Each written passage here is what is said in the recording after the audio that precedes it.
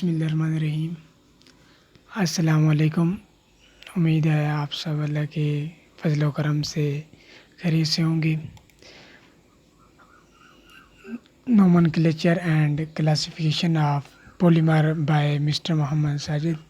Last time हमने देखा था introduction to polymer, chemistry and polymer. तो आज हम देखेंगे नोमेनक्लेचर और क्लासिफिकेशन ऑफ पॉलीमर्स। कुछ क्लासिफिकेशन हमने देख ली थी बेसिक, और बाकी क्लासिफिकेशन आज हम देखेंगे। सबसे पहले देखते हैं नोमेनक्लेचर। नोमेनक्लेचर आयोपेक के नोमेनक्लेचर जो हैं, सबसे पहले सोर्स बेस्ड के पॉलीमर जिस सोर्स से बना है उसके थ्रू इसको नेम देते हैं। तो सोर्स बेस्ड जो होते हैं, फॉर एग्जांपल हमारे पास कुछ ऐसे सोर्स होते हैं जो सिंगल वर्ड पे मुश्तमिल होते हैं, एक ही वर्ड पे, जिनका नाम एक ही वर्ड से होता है, सिंगल वर्ड से। उनको कैसे लिखेंगे पॉलीमर्स को? तो उनके लिए हम प्रीफिक्स यूज़ करते हैं पॉली, और साथ में उसका सोर्स लिख देते हैं। जैसे कि पॉली इथाइलिन है, इसका सोर्स क्या है? इथाइलिन। इसी तरह पॉलीस्टेरीन, इसका सोर्स क्या है? पॉली, और फिर स्टीरीन इसका सोर्स हो गया। मतलब ऐसे सोर्सेज जो सिंगल वर्ड्स के नेम है जिनका, उनको हम क्या करते हैं? प्रीफिक्स पॉली यूज़ करते हैं और साथ में सोर्स लिख देते हैं, तो इस तरह नेम देते हैं। और ऐसे सोर्स जिनके नेम दो अल्फाज में हो, टू वर्ड्स में हो, उनको कैसे लिखेंगे? उनको हम फॉर एग्जांपल हमारे पास है पॉली विनाइल क्लोराइड। अब विनाइल क्लोराइड क्या है? हमारे पास सोर्स है विनाइल क्लोराइड, टू वर्ड्स पे है। तो विनाइल क्लोराइड हमारे पास कुछ ऐसा होता है स्ट्रक्चर, और ये हमारे पास विनाइल क्लोराइड। अब देखें, जो जब टू वर्ड्स होंगे तो हम क्या करेंगे? उनको पैरेंथेसिस में, ब्रैकेट में लिख देंगे। पॉली प्रीफिक्स आगे उसे ब्रैकेट में उसका सोर्स लिख देंगे। अब विनाइल क्लोराइड क्या है? सोर्स है, और इसका पॉलीमर क्या, कैसे लिखेंगे? स्ट्रक्चर कुछ इस तरह बनाएंगे। Here n is the number of monomers, number of vinyl chloride linkage, जो कि हमें नहीं पता तो हमने n लिखा हुआ है। पॉली विनाइल क्लोराइड ये हमारे पास आ गया पॉलीमर। उसके बाद होता है कि ऐसे पॉलीमर जिनका सोर्स अगर सेम हो तो उनको नेम कैसे देंगे?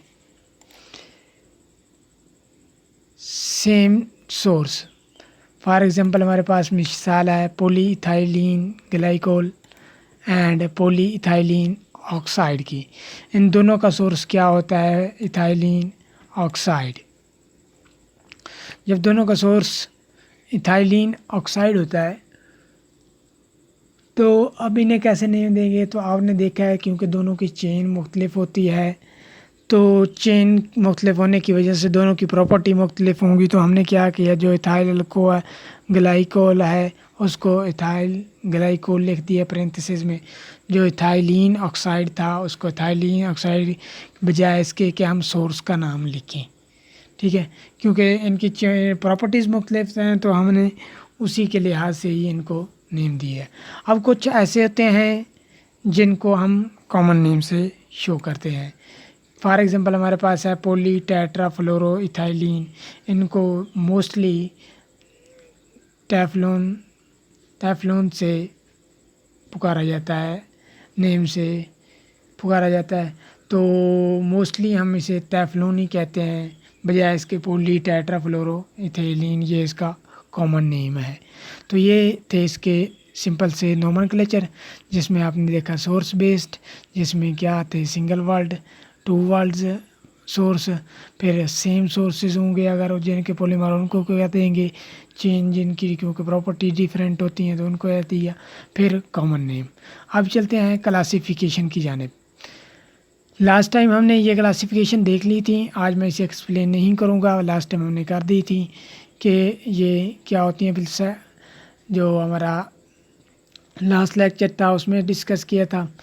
तो आप इससे मज़ीद जो फर्दर क्लासिफिकेशन है उसको डिस्कस करते हैं। Classification of polymer. Polymer are classified according to kinetics, nature, properties, tacticity, polarity. अब अगर kinetic बेस पे देखें तो इसे मज़ीद 2 सब डिवाइड किया जाता है, चेन ग्रोथ पॉलीमर और स्टेप ग्रोथ पॉलीमर। स्ट्रक्चर की बेस पे देखें तो हमारे पास 7 टाइप आ जाती हैं, linear, branch, cross link polymer, comb, ladder, star, dendrimer. उसके बाद प्रॉपर्टीज़ की बेस पे आप देखें तो हमारे पास थर्मोप्लास्टिक है, थर्मोसेट है, एलास्टोमर है। टैक्टिसिटी की बेस पे देखें तो आइसोटैक्टिक है, सेंडियोटैक्टिक एंड एटैक्टिक। पोलैरिटी की बेस पे non ionic polymer and ionic polymers. तो अब हम इनको फर्दर 1 बाय 1 करके एक्सप्लेन करते हैं, क्योंकि हम ये चेन ग्रोथ पॉलीमर और स्टेप ग्रोथ को डीपली एक्सप्लेन करेंगे तो वो इंशाल्लाह नेक्स्ट लेक्चर में एक्सप्लेन करेंगे। तो फ़िलहाल हम स्टार्ट करेंगे स्ट्रक्चरल पॉलीमर से। स्ट्रक्चर की बेस पे हमने देखा कि हमारे पास 7 टाइप थी, जिसमें से पहली हमारे पास क्या है, पहले हमारे पास लीनियर पॉलीमर। ये ऐसे पॉलीमर होते हैं जिनकी जो चेन होती है वो बिल्कुल स्ट्रेट चेन होती है, कोई ब्रांच नहीं होती, तो इसे हम स्ट्रेट चेन पॉलीमर कहते हैं। फॉर एग्जांपल हमारे पास पॉलीइथाइलीन हो गया, नेलोन हो गया, ये हमारे पास क्या है, लीनियर पॉलीमर। उसके बाद ब्रांच पॉलीमर, ऐसे पॉलीमर होते हैं जो उनकी मेन चेन के साथ छोटी छोटी ब्रांचेस भी लगी होती हैं, तो इसे हम क्या कहते हैं, ब्रांच पॉलीमर। उसके बाद अगर देखें तो हमारे पास आ गया कॉम पॉलीमर। इसमें क्या होता है, इसके पीछे एक बैकबोन होती है, मेन चेन होती है, मेन चेन के साथ छोटी छोटी चेन हैंगिंग होती हैं कॉम की तरह, तो इसे इसलिए हम क्या कहते हैं, कॉम पॉलीमर्स। आगे लैडर पॉलीमर, यानी कि सीढ़ी की तरह जो पॉलीमर होते हैं, ये क्या है, 2 ऊपर और नीचे आप देख सकते हैं, क्या है, मेन चेन है और उसके साथ क्या है, साथ कनेक्टेड हैं छोटी छोटी चेन के साथ, तो इसे हम क्या कहते हैं, ऐसे जिनके स्ट्रक्चर होंगे उन्हें हम कहेंगे लैडर पॉलीमर। अब क्रॉस लिंक, जितनी लिंकेज बढ़ती जाएगी उतनी ही पॉलीमर में कम्प्लेक्सिटी बढ़ती जाएगी और उसमें फ्लेक्सिबिलिटी कम होती जाएगी। अब देखें हमारे पास क्रॉस लिंक पॉलीमर है। क्रॉस लिंक पॉलीमर की बात करें तो ये हमारे पास क्या होता है कि 2 चेन है, मेन चेन, तो उनके साथ क्या होता है, आपस में क्रॉस लिंकिंग होती है। अब देखें ये 2 थी, जैसे आप ऊपर लेडर बना लें और साथ में ये एक चेन, उसके साथ क्या है, क्रॉस लिंकिंग है। तो ये क्या है, ये बहुत ही इसकी स्ट्रेंथ होती है, ये फ्लेक्सिबल नहीं होती एंड टफनेस होती है, जिसकी वजह से इनको टायर्स में, गाड़ियों के टायर्स बनाए जाते हैं, उसमें ये इस्तेमाल होती है। उसके बाद अगर देखें हमारे पास है स्टार पॉलीमर। ये क्या है, लीनियर पॉलीमर। ये ऐसा इनका स्ट्रक्चर होता है कि जो लीनियर पॉलीमर हैं वो एक पॉइंट पे आके जॉइंट हो जाते हैं, देख सकते हैं आप, क्या है, उसके एक पॉइंट है, उसके बाद ये क्या है, लीनियर पॉलीमर है। तो ये हमारे पास क्या है, स्टार की तरह, तो इसे हम कहते हैं स्टार पॉलीमर। अब आ गया डेंड्रीमर पॉलीमर। ये पॉलीमर क्या होते हैं, डेंड्रीमर पॉलीमर देखें तो ये ट्री लाइक पॉलीमर होते हैं कि एक पॉइंट, और उसके बाद आगे आप देखें तो वो इसमें लीनियर थी और इसमें क्या है, ब्रांच्ड पॉलीमर है, फर्दर आगे उनकी ब्रांचेस बनी हुई हैं। तो ये जितनी ये और भी ज़्यादा कम्प्लेक्सिटी होती है इसके स्ट्रक्चर में, जिनके स्ट्रक्चर ऐसे होंगे उन्हें हम डेंड्रीमर कहते हैं, ट्री लाइक स्ट्रक्चर होते हैं। अब लीनियर पॉलीमर और ब्रांच पॉलीमर दोनों क्या होते हैं, क्लोरोफॉर्म इन सॉल्वेंट में chloroform, benzene, toluene, DMSO and THF वगैरह में क्या होते हैं, सरोबल होते हैं। एंड जब इनको मेल्ट किया जाता है तो ये विस्कस लिक्विड में चेंज हो जाते हैं। उसके बाद अगर हम बात करें प्रॉपर्टीज़ की बेस पे तो हमारे पास कुछ ये आ जाते हैं। प्लास्टिक की बात करें, ए polymer that can be moulded when hot. ऐसे पॉलीमर जिनको गर्म करने से मोल्ड किया जा सके और फिर कूल करने पर उनकी वो शेप बरकरार रहे, तो हम इसे पॉलीमर की इस्तिलाह में इसे प्लास्टिक कहते हैं। Thermoplastic, A polymer that can be melted. एक ऐसा पॉलीमर जिनको हम मेल्ट करते हैं, थर्मोप्लास्टिक। ऐसे पॉलीमर जिनको हम मेल्ट करते हैं and moulded into A shape, और मुख्तलिफ शेप में उन्हें मोल्ड करते हैं। That is retained when it is cooled, और फिर जब इनको ठंडा किया जाता है तो इनकी वो शेप बरकरार रहती है। तो ऐसे हम कहते हैं थर्मोप्लास्टिक। थर्मोसेट प्लास्टिक का है, या थर्मोसीटिंग। थर्मोसीटिंग प्लास्टिक, ये थर्मोप्लास्टिक ऐसी प्लास्टिक होती है जिसे ए polymer that can be moulded, ऐसे पॉलीमर जिन्हें एक बार मोल्ड किया जा सके, when it is first prepared, जब उन्हें पहली दफ़ा प्रिपेयर किया जाता है, बट वंस कूल्ड, फिर जब उन्हें कूल्ड कर दिया जाता है, हार्डनेस इरिवर्सिबल, तो फिर उनकी हार्डनेस को वापस ले आना, रिवर्स करना नहीं कर सकते आप, एंड कैन नॉट बी रीमेल्ट, और उसे फिर दोबारा पिघलाया भी नहीं जा सकता।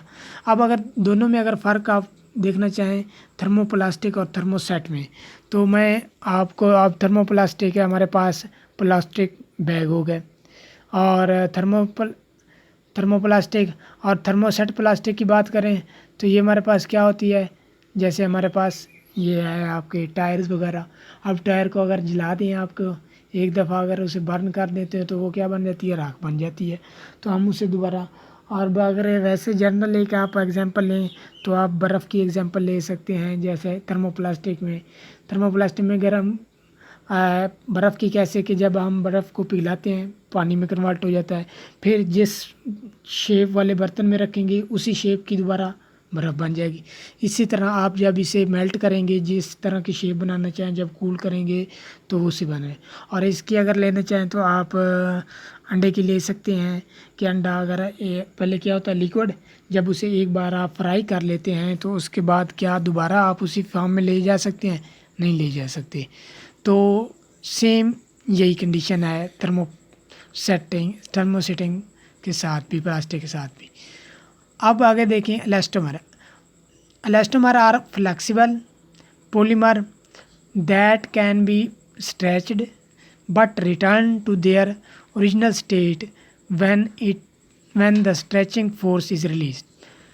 ये ऐसे फ्लेक्सिबल पॉलीमर होते हैं जिनमें अगर हम फोर्स लगा के स्ट्रेच करें तो जब हम फोर्स को रिलीज़ करें तो वो वापस अपनी हालत में, ओरिजिनल हालत में चले जाते हैं।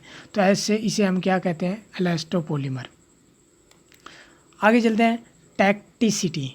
अगर हम देखें टैक्टिसिटी या आप कह सकते हैं अरेंजमेंट के लिहाज से, कॉन्फ़िगरेशन के लिहाज से, या स्टीरियोआइसोमर्स के स्टीरियोकेमिस्ट्री के लिहाज से हम देखें तो हमारे पास क्या है, 3 किस्म के ये होते हैं। पहला एजोटैक्टिक, क्या when the R S group are all in one side of the chain, the polymer is said to be azootactic। ऐसे पॉलीमर जिनमें आर कॉन्फ़िगरेशन या एस कॉन्फ़िगरेशन सेम साइड पे हो उसे हम कहते हैं एजोटैक्टिक। जैसे ये आप देख सकते हैं कि रेड एक ही साइड पे, रेड को हम कंसीडर कर लेते हैं कि ये आर है। डेक्स्ट्रो या आप लीवो कह सकते हैं, डेक्स्ट्रो अगर कहें तो ये हमारे पास क्या है, लीवो। अगर लीवो हम इसे कंसिडर कर लेते हैं या आर कंसिडर कर लेते हैं तो देखिए आप रेड क्या है, एक ही साइड पे है, तो ऐसी पॉलीमर को हम क्या कहते हैं, एजोटैक्टिक पॉलीमर। उसके बाद अगर आप देखें तो हमारे पास क्या है, सैंडियोटैक्टिक। ये क्या होते हैं, व्हेन द आर एंड आप कह सकते हैं S group alternate form side to side. क्या होते हैं, जब आर ग्रुप एक दूसरे के अल्टरनेट हों या एस ग्रुप अल्टरनेट पोजीशन पे होंगे, the polymer is said to be सैंडियोटैक्टिक।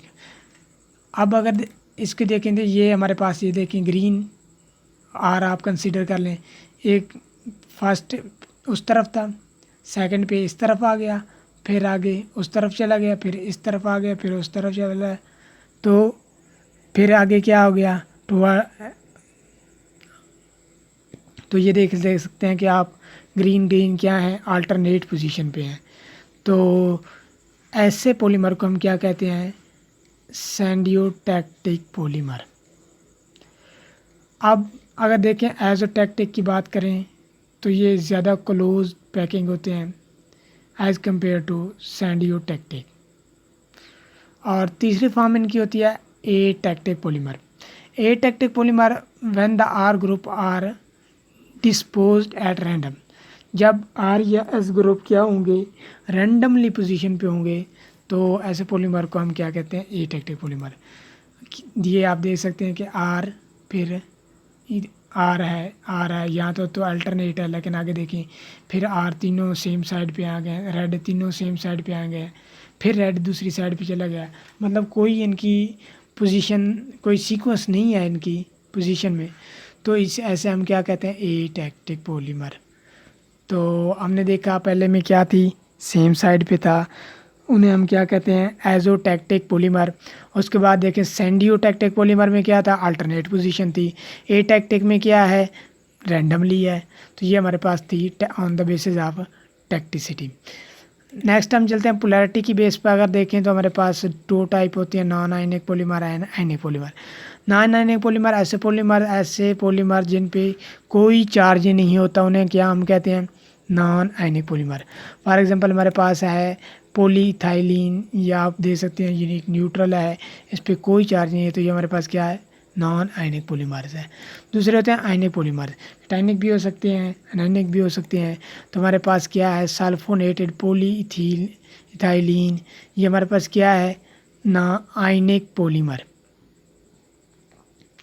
ये हमारे पास आयनिक पॉलीमर है। तो ये था आज का हमारा लेक्चर, जिसमें हमने देखा क्लासिफिकेशन। तो सबसे नॉमेनक्लेचर और क्लासिफिकेशन देखी। तो